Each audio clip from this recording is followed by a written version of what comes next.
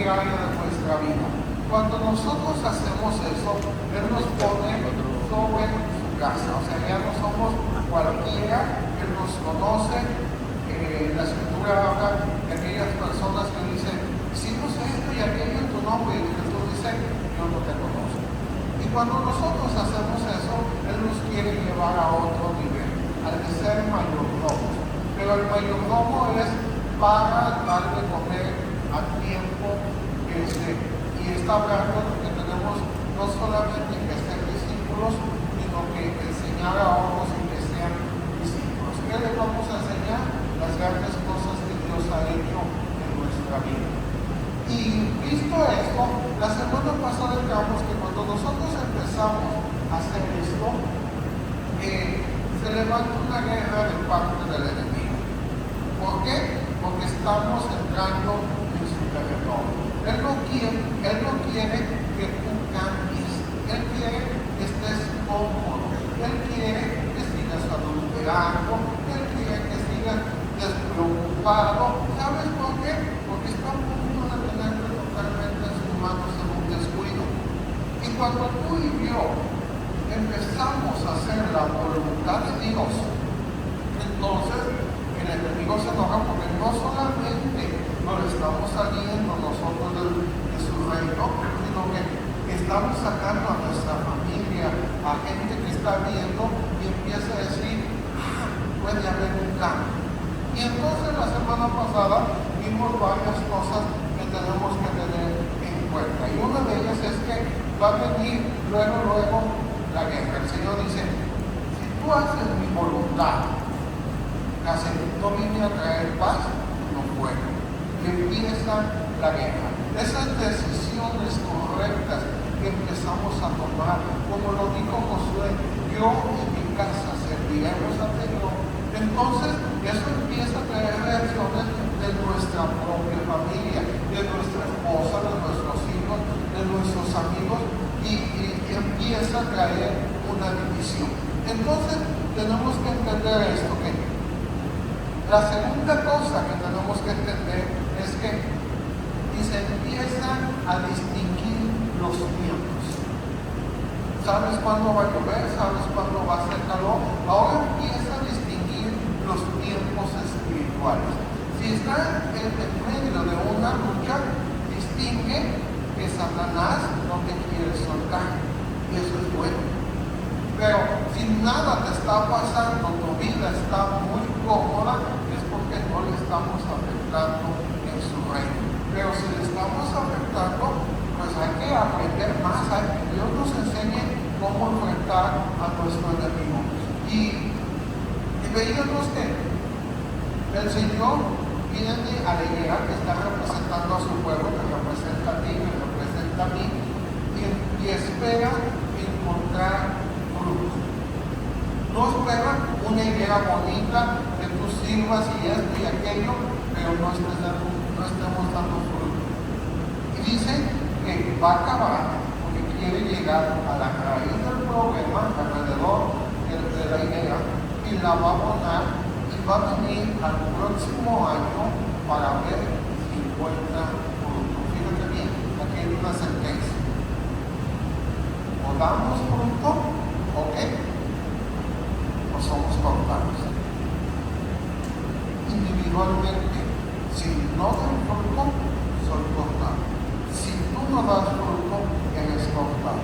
Entonces, tenemos ahí un gran trabajo que hacer. Y entonces, vimos por último que la mujer encorvada que nos hace estar viendo hacia abajo, no hacia arriba, y es por opresión del enemigo, pero él vino a traer libertad. Muy bien. Entonces, ahora sí vamos a ir con el primero, que es Lucas 13, 18 al 19. ¿Alguien que me lo lea, por favor? El micrófono. Sí. Parábola de la semilla de mostaza. Lucas 13, 18 y 19. Y dijo, ¿a qué es semejante el reino de Dios y con qué lo compararé? Es semejante al grano de mostaza que un hombre tomó y sembró en su huerto, y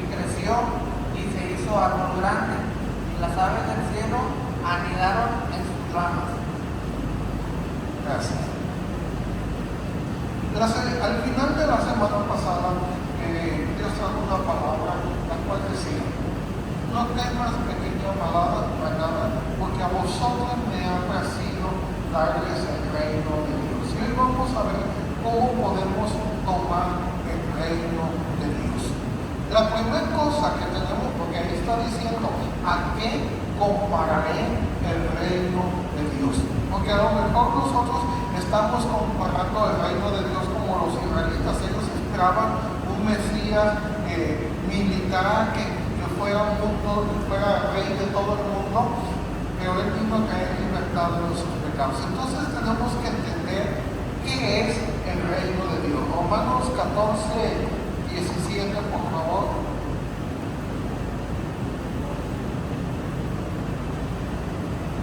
Porque el reino de Dios no es comida ni bebida, sino justicia, paz, gozo en el Espíritu Santo. Aquí nos está diciendo claramente, fíjate bien, que el reino de Dios no es comida ni bebida. Está, en otras palabras, diciendo, si tú estás buscando el reino de Dios para socializar, para tener un estatus de nivel, no es eso el reino de Dios. Como que si estamos buscando algo tranquilo, donde la vida se nos acomode y todo funcione alrededor, eso no es el reino de Dios. Es como si nosotros, no estoy hablando de eso, es como si tú y yo venimos hoy a la congregación y tú dices, ya estoy en el reino de Dios. No, porque Dios está yendo más allá. Él quiere que tú y yo hagamos cambios en nuestra vida, que le demos la oportunidad de hacer esos cambios. Y entonces está diciendo, no es bebida ni comida, sino es justicia. Está hablando de una rectitud de conducta. Sí, es importante venir a los griegos, porque la palabra de Dios no dejen de congregarse como algunos tienen por costumbre, pero está diciendo, yo quiero que tú, yo, vayamos más allá y empecemos a hacer cambios en nuestra vida. Está hablando de paz, está diciendo de no estar peleando con nuestro esposo, nuestra esposa, o cualquier cosa. Está hablando de no estar buscando meter zancadilla y todo eso. Está diciendo, quiero que seas paz, quiero que en el momento de las tribulaciones tú tengas paz y gozo. Entonces, ¿qué es el reino de Dios? El reino de Dios tiene que ver con la soberanía de Dios. Es como México. México tiene un territorio, dice, libre y soberano. Entonces, si un avión cruza nuestro espacio aéreo, ¿qué está haciendo? Violando nuestra soberanía. ¿Y qué tiene que hacer entonces México? Defender ¿qué? Su soberanía. Entonces, el reino de Dios tiene que ver con su soberanía sobre nuestra vida. Y cuando viene el enemigo y cruza por la soberanía de Dios un pensamiento malo, entonces, ¿qué tenemos que hacer? Defender la soberanía de Dios. No solamente tiene que ver con la soberanía de Dios, sino tiene que ver con la transformación de nuestras vidas. Entonces dice, ¿a qué compararé el reino de Dios? Quiero que todos pongan sus manos así. ¿Ya las tienen todos así? Ahora, pégalas bien. ¿Ya las tienes pegadas? No te vayas a dar, por eso te la pongo, eso no me sale. Apenas sepáralas un poquitito, que casi estén pegadas. Eso es 1 milímetro. Eso es 1 milímetro. Eso es, fíjate bien, lo que mide una semilla de mostaza. Entonces está diciendo, ¿a qué compararé el reino de Dios? Cuando empecé con esta situación de mi vista, pasó un pensamiento por mi cabeza. Si yo tuviera la fe grande, entonces yo le diría, Dios, sáname inmediatamente vendría. Pero fíjate bien lo que está diciendo la palabra de Dios. Dice que la fe, fíjate bien, el ingrediente es la fe. Sin la fe, nadie puede agradar a Dios. Entonces, este es el ingrediente principal. No necesitas tener una montaña de fe. ¿Cuánto necesitamos? 1 milímetro. ¿Quieres que tengas ese milímetro? Yo creo que sí, porque estás aquí. Entonces, tenemos ese milímetro. Pero, entonces, este milímetro de fe, nomás porque está ahí ya como semilla, ¿va a funcionar? No. Hay que sembrar. En la siembra, cualquier semilla que tú siembres, fíjate bien, tiene que morir. Tiene que morir. Tiene una agonía. Tiene que morir. Pero no es suficiente con que muera. Es lo que tenemos que entender. No es suficiente con que muera. Quiero decir otra cita que es Mateo 13:15.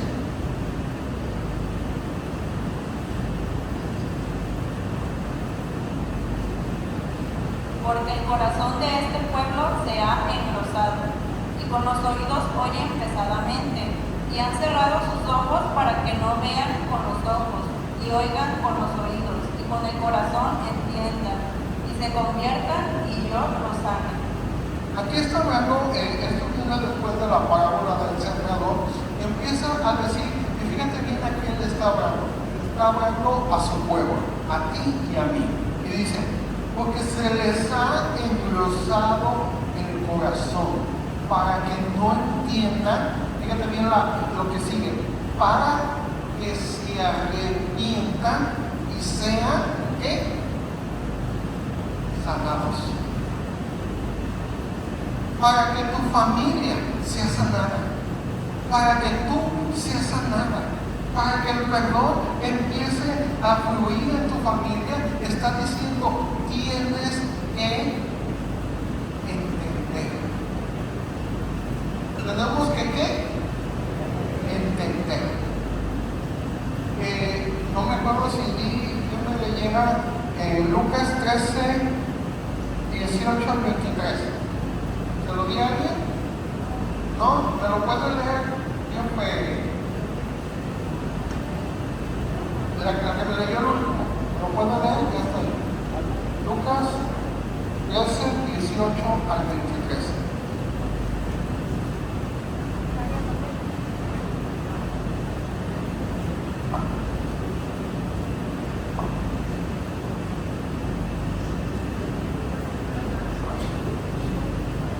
Lucas 13, 18 al 23. Y dijo, ¿a qué es semejante el reino de Dios? Y con qué lo compararé. Es semejante al grano de mostaza que un hombre tomó y sembró en su huerto. No, perdón, es Mateo 13, 18 al 23, perdón.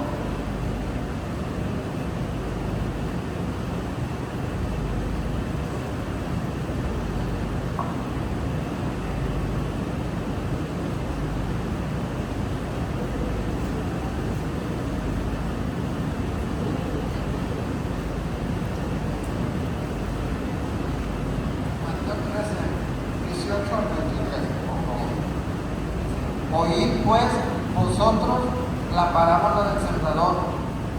Cuando alguno oye la palabra del reino y no la entiende, viene el malo y la arrebata lo que fue sembrado en su corazón.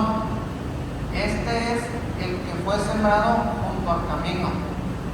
Y el que fue sembrado en pedregales, este es el que oye la palabra y al momento la recibe con gozo, pero no tiene raíz en sí, sino que es de corta duración, pues al venir la aflicción o la persecución por causa de la palabra, luego tropieza. El que fue sembrado entre espinos, este es el que oye la palabra, pero el afán de este siglo y el engaño de las riquezas ahogan la palabra y se hace infructuosa. Mas el que fue sembrado en buena tierra, este es el que oye y entiende la palabra y da fruto y produce a 100, a 60 y a 30 por uno.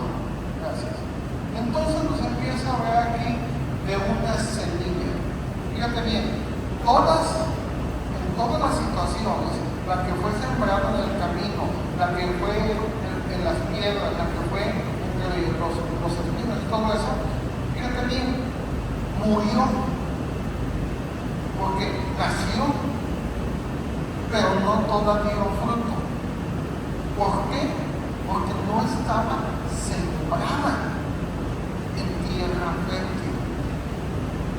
Entonces, si tú y yo queremos obtener el reino de Dios, fíjate bien, tenemos que sembrar esa pequeña semillita en un campo fértil. ¿Por qué? Si tú estás pensando en riquezas, estás pensando en un montón de cosas, eso nos va a distraer.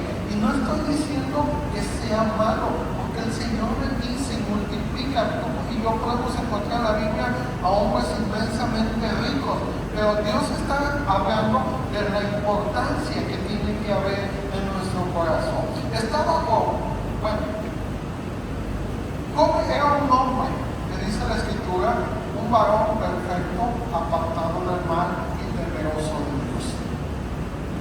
Si vamos a lo que hemos estado estudiando, yo lo encuentro en aquel siervo vigilante, el cual cuando el Señor venía y tocaba la puerta le decía: oh, ya no quiero que hagas tranza. Sí, Señor, obedecía. Decía, temeroso y apartado del mal. Y cuando el Señor venía y tocaba su vida y le decía: oh, ya no quiero que mientas, no dejaba de mentir. Y cuando el Señor venía otra vez y tocaba su puerta, le decía: que no te enojes con aquel que te reunió, perdónalo, no perdonaba. Entonces se encontraba Job en el primer lugar, en este primer lugar del siervo vigilante, un hombre temeroso de Dios y apartado del mal. Entonces Dios empezó a ver que Job merecía ser mayordomo espiritualmente. Vete tú en el lugar de Job. Entonces Dios le dice empieza a pensar, vamos a promocionar a Job. ¿Qué iba a hacer Dios? Promocionar a Job, lo iba a subir de nivel. Y entonces, como iba a promocionar a Job, no le iba a dar así nomás por nomás, sino que fíjate bien cómo Dios trabaja. Entonces, cuando viene Satanás a quejarse y decir: ya viste, Salón, mira, ya como duda de ti, y esto, dijo: vamos a promocionarlo. Así que, ¿qué lo que hizo? Le aventó el anzuelo a Satanás. ¿Y qué le dijo Dios? ¿Has visto a Job? Temeroso de Dios, apartado del mal. ¿Sabes qué hizo Satanás? Se enganchó. Porque Satanás no empezó la disputa sobre Job, que Dios dijo: no, pues como no, tú lo proteges, tú lo bendices. Pero ¿por qué lo protegía y lo bendecía? Porque Job estaba listo, abre la puerta, lo va a poner sobre su casa. Pero déjame tocarlo. Enganchado el diablo.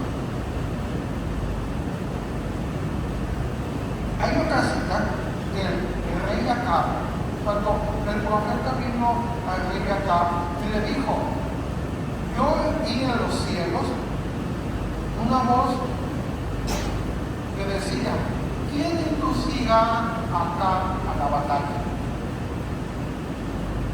Y unos dijeron, no, pues que así, otros que asado. Uno dijo, yo voy a hacer un espíritu de mentira en sus profetas.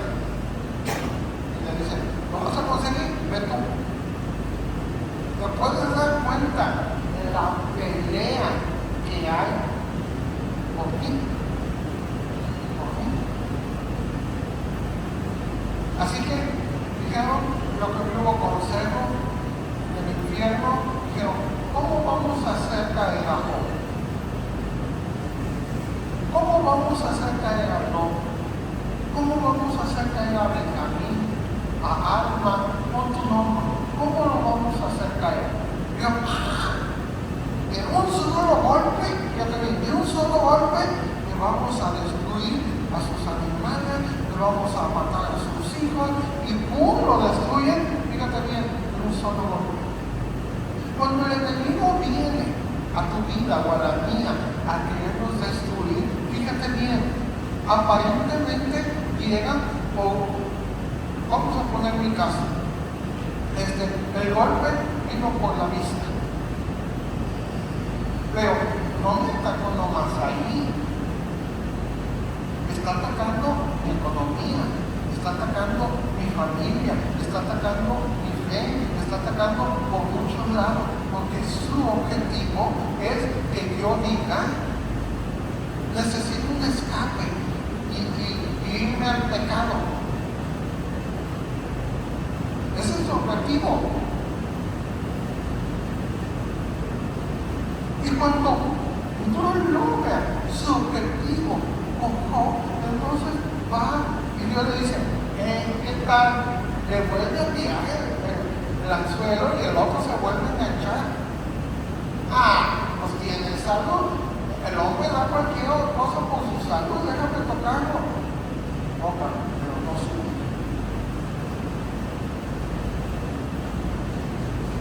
¿Qué está haciendo? Dios lo está promocionando.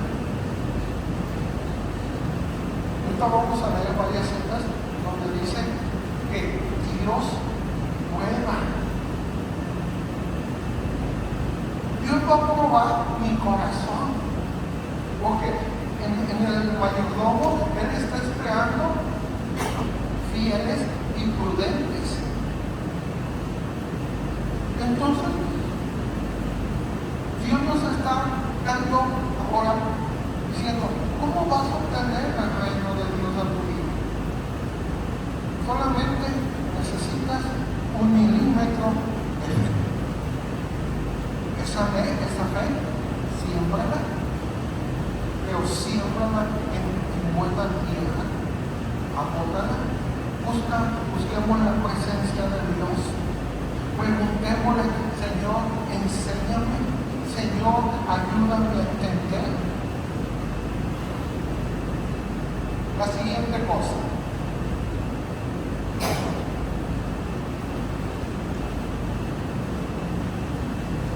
Lucas 13, 20 y 21, por favor.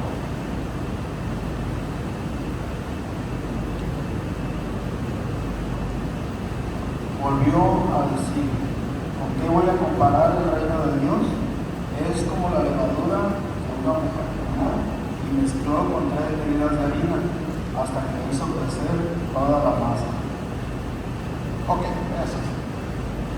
Entonces, el primer punto tiene que ver con la fe sembrada, que es al sembrarse, va a estar en agonía, tiene que morir, y una vez muerta, hay que buscar que esté sembrada en buena tierra. Y la segunda cosa, vuelve a decir, ¿a qué compararé el reino de Dios? Él quiere que entendamos muy claramente cómo podemos obtener esa victoria sobre la lucha que estamos teniendo.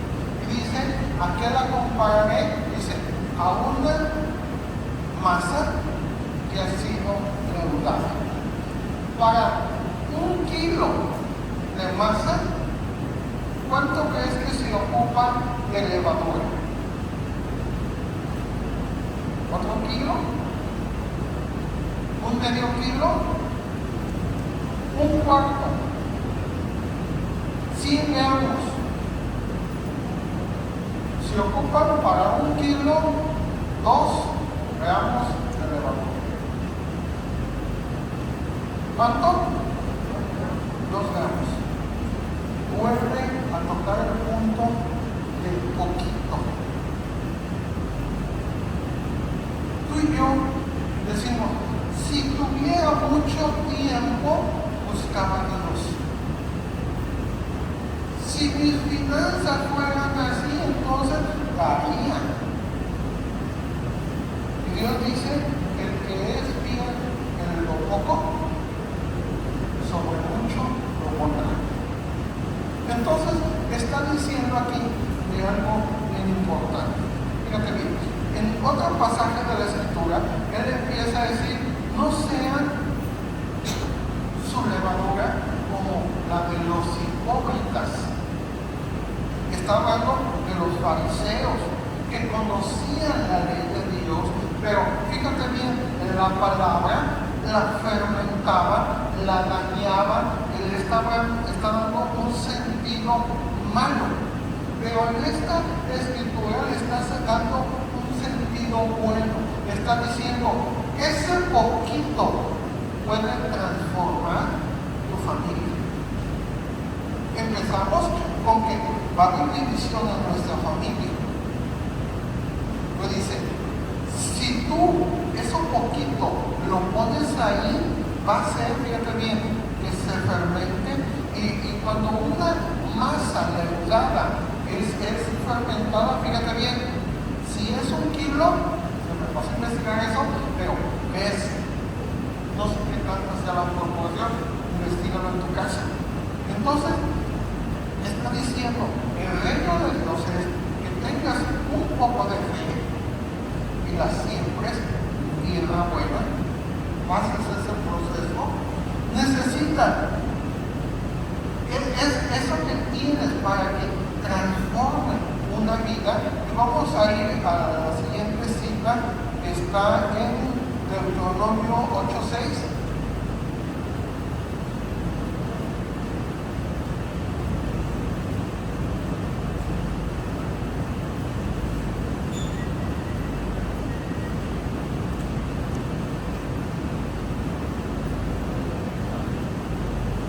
Deuteronomio 8:6, ¿alguien lo tiene? Léemelo, por favor, aquí está mi nombre.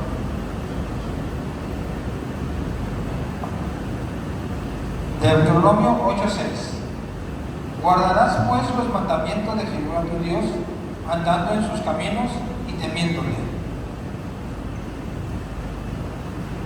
Empieza la escritura en Deuteronomio 8:6, un poquito antes, hablando sobre cómo Dios trajo a su pueblo por el desierto. Y le dice, he traído por este desierto todo este tiempo, dice, para probarte, para afligirte, para hacerte saber lo que hay en tu corazón. La prueba, fíjate bien, ¿es para qué? Para que tú y yo nos demos cuenta cómo está nuestro corazón. Caímos, entonces, caray, no estoy bien, tengo que reforzar eso. Me lo vuelves a leer porque se me fue. Deuteronomio 8:6. Guardarás pues los mandamientos de Jehová tu Dios, andando en sus caminos y temiéndole. Nos empieza a decir lo que está hablando de la levadura. Está diciendo, alguien toma esta poquita levadura y la pone en la masa. ¿Cómo está hablando aquí la escritura? Está diciendo, vas a poner esto en tu corazón. Puedes seguir leyendo todo el capítulo y está hablando de ponerlo en nuestro corazón. Fíjate bien, no dice ponlo en tu mente, porque lo tenemos en nuestra mente. Sabemos lo que es malo, lo que es bueno, lo que le agrada a Dios y lo que no le agrada a Dios, pero ponerlo sobre el corazón está hablando de ponerlo por encima de nuestros sentimientos, nuestras emociones y nuestras decisiones. En En otras palabras, viene la tentación, viene la lucha en nuestra vida y a veces decimos, es que si yo fuera fuerte, pues podría vencer la tentación. Dice, no, viene poquito, eso poquito que es lo que dice la palabra de Dios. Mételo adentro sobre tu corazón y dile, no está diciendo, no esperes que pase un año, hoy voy a servir a Dios, hoy voy a hacer la voluntad de Dios, me comprometo 24 horas a obedecerle y llega el día siguiente y me vuelvo a comprometer a hacer la voluntad de Dios y empiezas a hacer de la palabra permanecer. Sucedió cuando pasó lo de mi pie. La doctora me habló bien claro, a veces necesitamos que nos hablen bien claro. Y me dijo, si tu glucosa no está menos de 130, nunca vas a hablar contigo. Mi glucosa estaba en 140, 150, 160 veces y me tomaba el medicamento como me lo decían. Y entonces empecé a orar y dije, Señor, ya me dieron una sentencia, pero me estoy tomando el medicamento y no está teniendo los efectos deseados. ¿Qué tengo que hacer? Enséñame qué es lo que tengo que hacer para que mi glucosa siempre esté marcando abajo de 130. Y esta era la meta. Y a veces tú y yo decimos, Señor, es que estoy leyendo la Biblia, estoy orando, pero no logro mantenerme firme. ¿Cómo llego a eso? Enséñame. Y cuando tú y yo lo ponemos en nuestra vida, porque esa es nuestra meta, eso poquito lo que vamos a sembrar y que le y el Señor empezó a enseñarme y me dijo, es tu comida. Híjole, me tocó un punto sagrado, la comida. Así que tuve que dejar de cenar y la cena era la que más disfrutaba, era lo que más me disfrutaba. No fue fácil, fue una lucha todos los días. Pero decía, hoy no voy a cenar. Y no cenaba. Y al día siguiente me medía 130. ¡Ay, sí funciona! El día siguiente a la noche.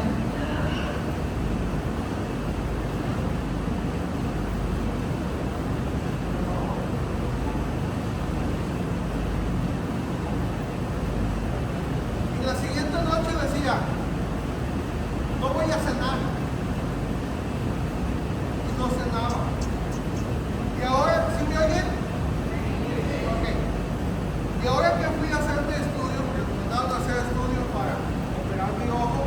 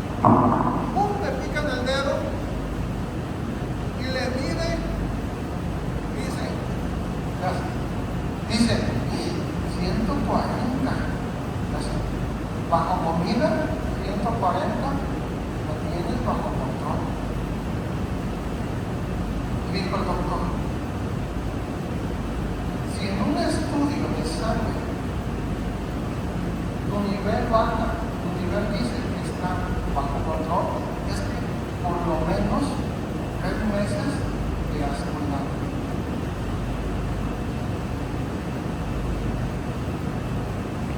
Está hablando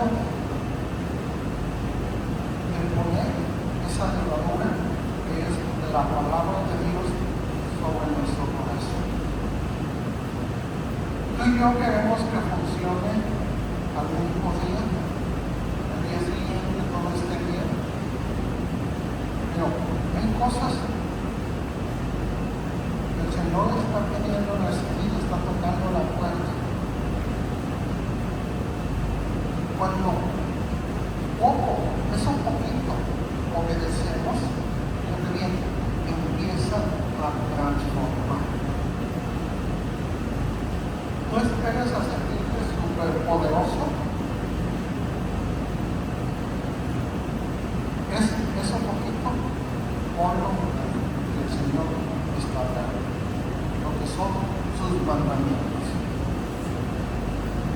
En Lucas 13, 31, me pasé, ahorita.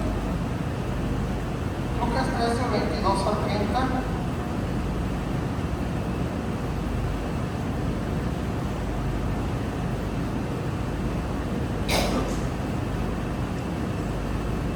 Lucas 13. La puerta estrecha. Pasaba Jesús por ciudades y aldeas, enseñando y encaminándose a Jerusalén. Y alguien le dijo: Señor, son pocos los que se salvan. Y él les dijo: esforzaos a entrar por la puerta angosta, porque os digo que muchos procurarán entrar y no podrán. Después que el padre de familia se haya levantado y cerrado la puerta, estando fuera, le empecéis a llamar a la puerta, diciendo: Señor, Señor, ábrenos. Él respondiendo os dirá: no sé de dónde sois. Entonces comenzarás a decir: delante de ti hemos comido y bebido, y en nuestras plazas enseñaste. Pero os dirá: os digo que no sé de dónde sois. Apartaos de mí todos vosotros, hacedores de maldad. Allí será el llanto y el crujir de dientes, cuando veáis a Abraham, a Isaac, a Jacob y a todos los profetas en el reino de Dios, y vosotros estéis excluidos. Porque vendrán del oriente y del occidente, del norte y del sur, y se sentarán a la mesa en el reino de Dios. Y he aquí, hay postreros que serán primeros, y primeros que serán postreros. Aquí nos da una advertencia de algo que tenemos que entender. Dice, uno de sus discípulos le dice: Señor, ¿son pocos los que se salvan?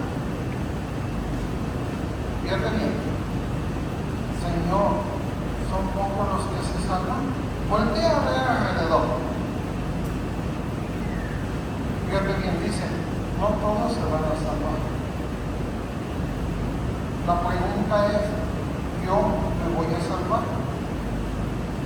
Y a lo mejor estás pensando: pues no sé. Entonces el Señor dice: procura entrar por la puerta estrecha. Mira, esa puerta que está ahí, ¿crees que te cueste dificultad entrar? No.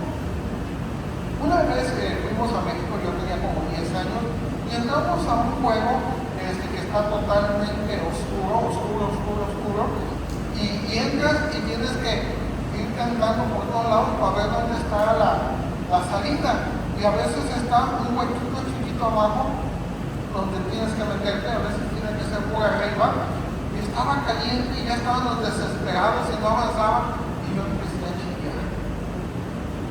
Y ya tuvieron que sacar a todos para sacarme a mí, pero están diciendo: no es fácil, te va a costar trabajo, vas a tener que buscar, a veces te vas a tener que agachar, a veces vas a tener que palpar hasta que encuentres cuál es la salida. Dice: procura entrar por puerta estrecha. Y hay una escritura, déjame ver cuál es, Jueces capítulo 7, versículo 4. Aquí está mi micrófono, no se tiene todo.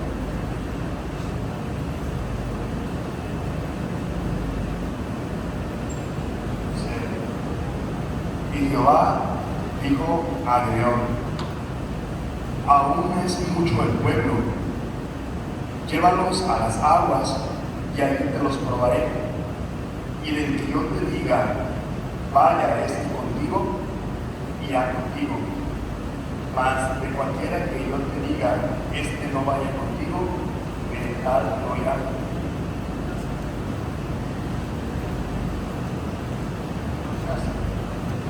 Sucede que llegaron los madianitas a atacar al pueblo de Israel, que estaban todos divididos, no eran una nación. Y entonces se levantaron, le pidieron a Gedeón que fuera con ellos a la batalla, y se juntan, tocan la trompeta, y se juntan 32,000 del pueblo de Israel. Puedo decir, wow, buen número, pero no era nada en comparación del ejército de Madián. No recuerdo cuántos eran.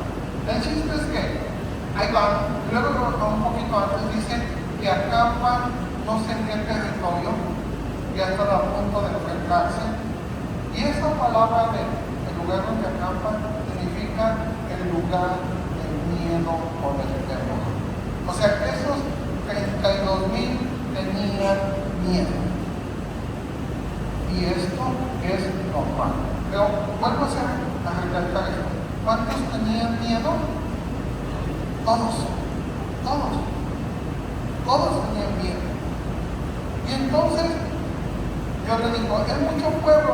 Yo creo que Josué dijo, ay Señor, estás viendo que somos poquitos. Acuérdate, nosotros queremos multitud de cosas grandes, pero el Señor busca cosas pequeñas. Entonces le dice, dile que el que tenga miedo que se devuelva en la noche. Y se devuelven, creo que 22,000. O sea, más de una tercera parte se quedó y 2 se fueron. Así que Dios sigue diciendo, siguen siendo muchos. Dice la Escritura, muchos, ¿cuántos? Muchos son los llamados, pero pocos los escogidos. Así que estos 10,000 que quedan, con todo su temor, con todo su miedo, estaban dispuestos a enfrentarse. Pero eso no es suficiente para Dios. No es suficiente que tengas valor. Y fíjate la palabra que usa.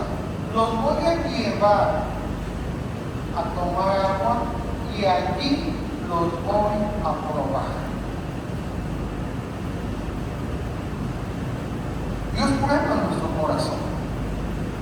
No es que Dios diga, tú no, porque estás feo, estás prietito, no me sirve, no como uno de ojos azules. No, fíjate bien, el que seamos escogidos, ¿de quién depende? De mí, no de ti. Y entonces llegan al río y muchos hacen esto.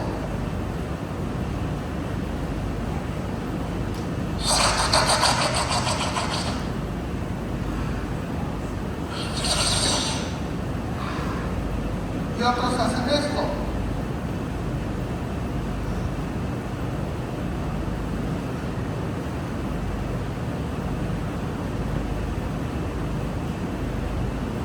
¿Se te hace la prueba muy difícil? No, ¿verdad? Es más, ni parece que sea prueba. No parece que sea prueba. Pero Dios está probando.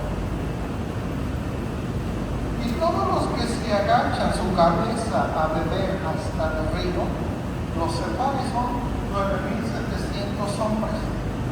Y los que llevan su agua a su boca son 300 hombres. Entonces yo creo que decimos, bueno, con los 9,700 se va a ir. No, se va a ir con 300. Entonces, ¿en qué consiste la prueba? Estaban vigilantes, estaban en guerra. Y tú y yo tenemos que vigilar nuestras vidas. Dijo un pollo a otro pollo: vamos al mercado a ver viejas encueradas, gallinas encueradas. Sí, vas a la calle a ver viejas encueradas. ¿Está hablando de qué? De vigilancia. Y si tu esposa le dices a tu esposo: llévame a la playa, ¿y qué va a ver allá? Mujeres encueradas. Está hablando de vigilancia. Si tú peleas con tu esposo y le dices: es que yo quiero ir con mi familia, no entiendes, es mi familia, entiéndelo. Pero oye, tu familia ponen una estafas y tu hijo tiene problemas con el vicio, está hablando de ser vigilantes.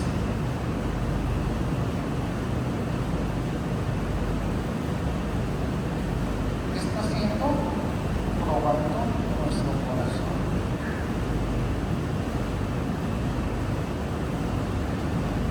La semana empezamos a trabajar en el negocio y de repente me quedé sin gente, y el miércoles fue mi esposa a buscar a alguien que nos ayudara, y algunos ya tenían trabajo, otros pues es a la 1 de la mañana, nos dijeron que no, y fue con una señora, ella es creyente de la otra iglesia, días antes había ido a ver si había chamba. Y le dijimos: no tenemos, pero a ver, necesitábamos. Y fue mi esposa. Y no estaba, y le dejó un recado con la vecina. Y si quería trabajar, ya le explicó la situación, le explicó cuánto dinero nos ha pagado, que consideramos un buen sueldo, y listo. Y ándale, que esto fue el miércoles, llega el día sábado, ayer, y nos dice: vengo a decirle que si me pasaron que había salido del otro, uno de los vecinos ahí que también tiene negocio, porque quería que le pagaran más. El sueldo que le ofrecíamos era el doble de lo que estaban pagando. Bueno, entonces, llega el sábado, nos dice: pues vengo a decirle que me pasaron su recado, y vengo a decirle que definitivamente a la 1 de la mañana no puedo. Ya, como diciendo, estás loco, se creas, ¿verdad? Y luego dice: pero yo cuando me levanto, me acuesto tarde, no puedo dormir en el día, a las 10 de la noche me acuesto, para la 1 de la mañana no dormí nada, no puedo. Pero me tiró el gancho. Pero a las 4 me estaba dando a entender que a las 4 sí podía. Y nuestro horario que más ocupamos es de 1 a 4 de la mañana. Entonces, digo, muchas veces ya resolvimos nuestra situación. Gracias. Se fue molesto. ¿Y qué te quiero decir con esto? Mira, las pruebas a veces son como el agacharte a tomar agua. Dios le dijo a Josué: esfuérzate y sé valiente. ¿Qué le dijo? Fíjate bien, requiere esfuerzo. Si tú le estás diciendo al Señor que te saque de la carga, fíjate bien que requiere esfuerzo. Pero oramos, le dijimos: Señor, sácame de la bronca, y seguimos como que sin nada pasara. Requiere esfuerzo. Queremos que el Señor venga y le ponga unas cachetadas a la vieja para que entienda. No, requiere esfuerzo de mi parte. Queremos que el Señor venga y así con un dedo toque a nuestro hijo y ¡pum! Sea un dulce corderito. No, requiere esfuerzo.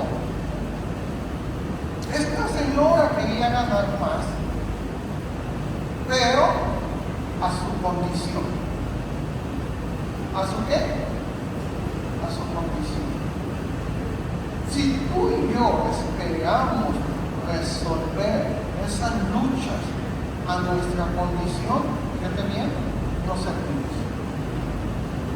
No les servimos para Él. Por eso Dios nos estaba probando.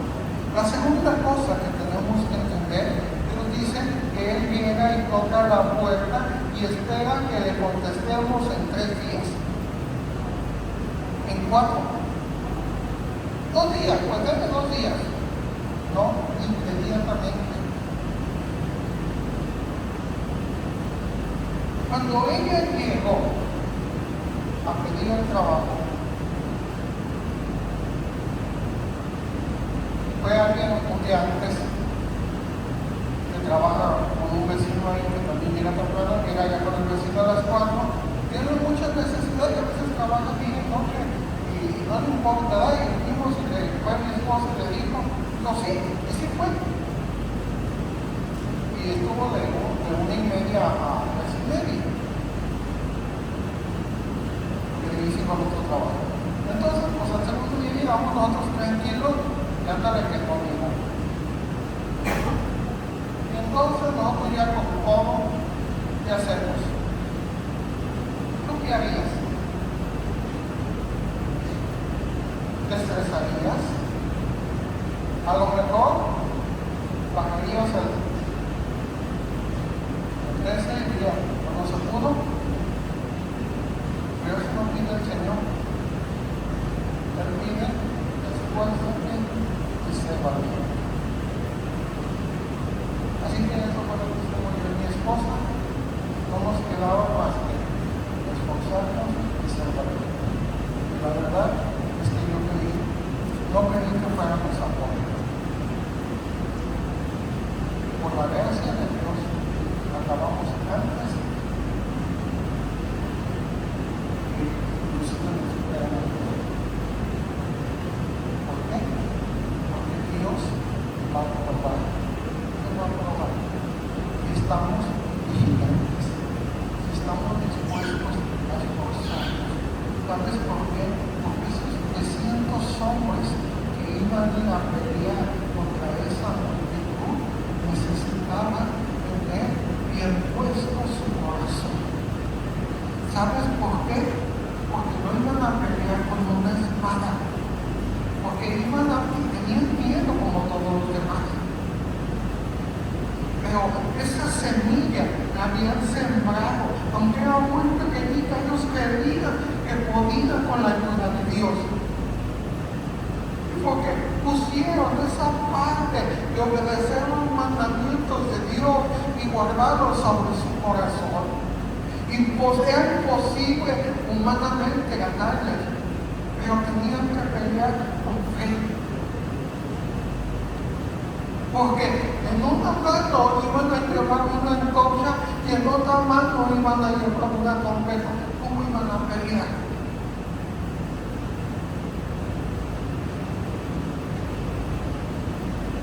La única forma de ganar esas batallas imposibles es con su presencia alumbrándote y con la otra mano tocando la trompeta de seguir para adelante.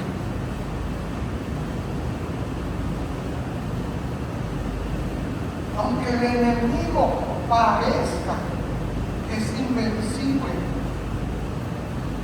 puede ser derrotado con pequeñas cositas, con poquitos.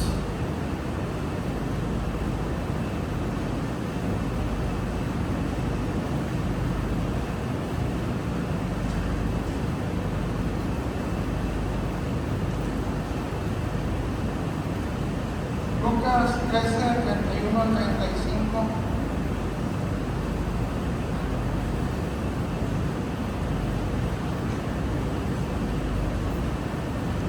Aquel mismo día llegaron unos fariseos, diciéndole, sal y vete de aquí, porque Herodes te quiere matar. Y les dijo, id y decid a aquellas zorras, he aquí echo fuera demonios, y hago curaciones, hoy y mañana, y al tercer día termino mi obra. Sin embargo, es necesario que hoy y mañana, y pasado mañana, siga mi camino, porque no es posible que un profeta muera fuera de Jerusalén. Jerusalén, que matas a los profetas y apedreas a los que te son enviados. ¿Cuántas veces quise juntar a tus hijos, como la gallina sus polluelos debajo de sus alas, y no quisiste? He aquí vuestra casa os es dejada desierta, y os digo que no me veréis hasta que llegue el tiempo en que digáis, bendito el que viene en nombre del Señor.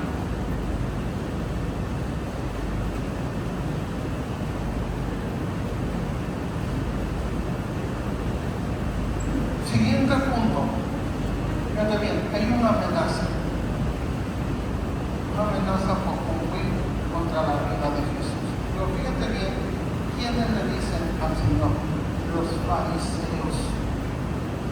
Todas estas semanas hemos estado leyendo sobre la levadura de los fariseos, sobre la hipocresía de los fariseos, y ahora el gobernante, que era fariseo, le dice a los fariseos, díganle que se vaya, si no lo voy a mandar a matar. ¿Qué es lo que nos enseña esta parte? A que tenemos que cumplir nuestro propósito. ¿Qué tenemos que cumplir? Nuestro propósito, no importa cuáles sean las amenazas. Necesitamos pararnos firmes, como lo hizo el Señor Jesús, y decir, hoy voy a estar aquí, mañana también, y al tercer día me voy porque tengo un propósito en otro lado. Le está diciendo, no puedo morir el día de hoy porque tengo un propósito. En Jerusalén sí los matan, así que a lo mejor un día me van a matar en Jerusalén, pero hoy tengo que cumplir mi propósito.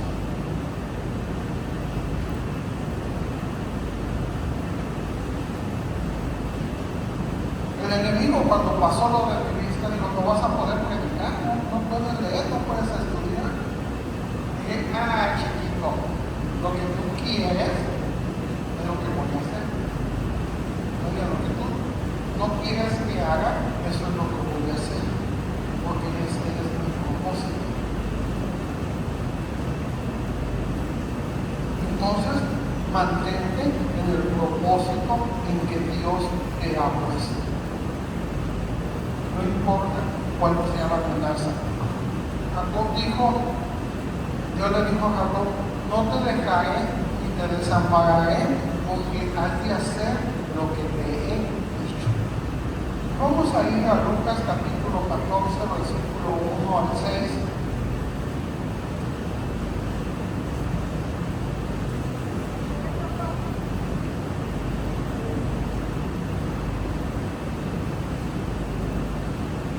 Lucas capítulo 14, del 1 al 6.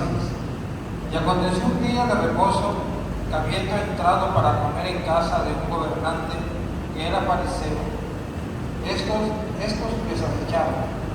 Y aquí estaba delante de él un hombre hidrópico. Entonces Jesús habló a los intérpretes de la ley y a los fariseos diciendo, ¿es lícito sanar en el día de reposo? Mas ellos callaron, y él tomándolo, le sanó y le despidió. Y dirigiéndose a ellos dijo, ¿a quién de vosotros, si su asno o su buey cae en algún pozo, no lo sacará inmediatamente, aunque sea el día de reposo? Y no le podían replicar a estas cosas.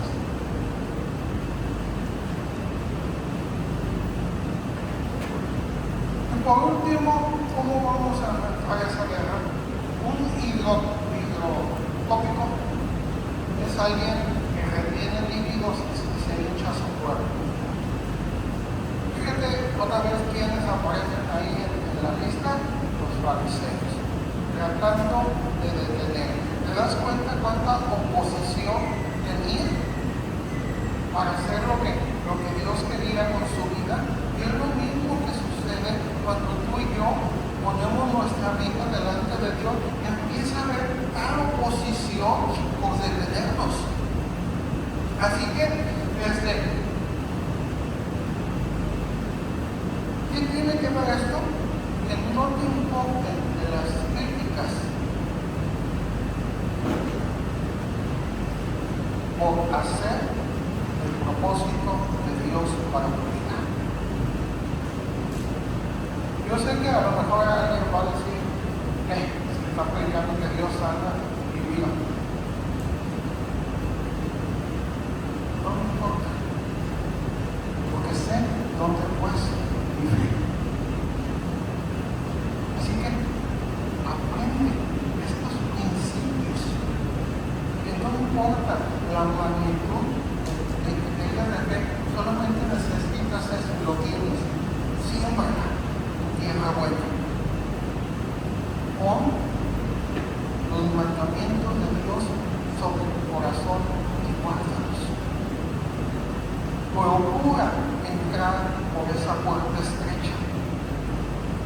Continúa con tu propósito a pesar de las amenazas. Y que no te importen las críticas.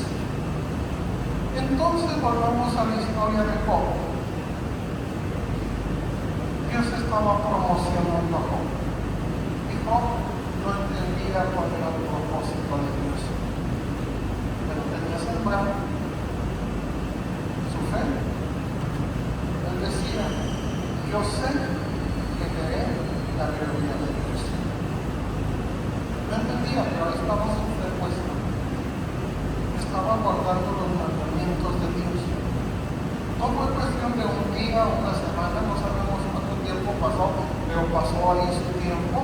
Pero fue el propósito de Dios llevarlo al siguiente nivel, que era conocer a Dios. Fíjate bien, era un hombre temeroso de Dios, apartado del mal, justo. Pero fíjate bien, no conocía a Dios. Y ahora Dios se le revela a través de esta situación difícil a la que ha sido sometido, ha sido probado. Y lo ha encontrado fiel y prudente. Y así que ahora Dios mismo empieza a hablar a Job. Y le dice muchas cosas para que Job entienda cómo es Dios. Y cuando Job, después de haber pasado esos días tan difíciles, tan tormentosos, donde su corazón también tuvo miedo y tuvo dudas, ahora está viendo la voz de Dios y le dice, ahora me arrepiento y me tapo la boca,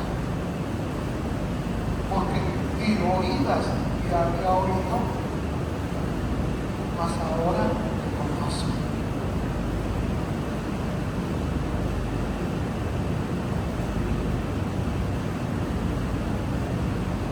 Mi amado, Dios nos quiere llevar a ese nivel, pero vamos a ser colaboradores. Seamos vigilantes. Habrá una puerta directamente en la voz de Dios.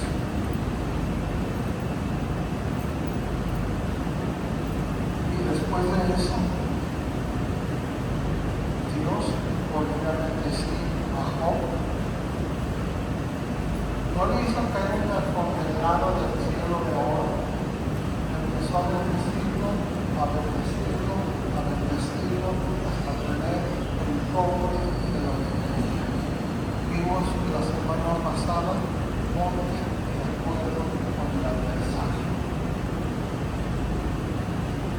Así que yo creo que Job se puso de acuerdo con el adversario y le dijo, no te vas a robar nada. Y Dios se lo dio al hombre. Así que mi amado, no tengas miedo. Bueno, es lógico tener miedo, pero los 32,000 tenían miedo.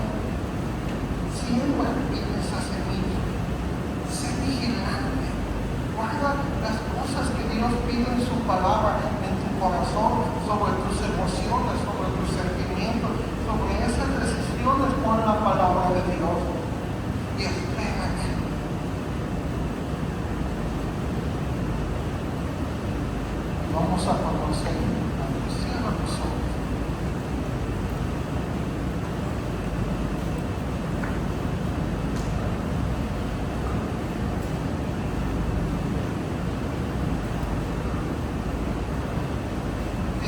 estás en el punto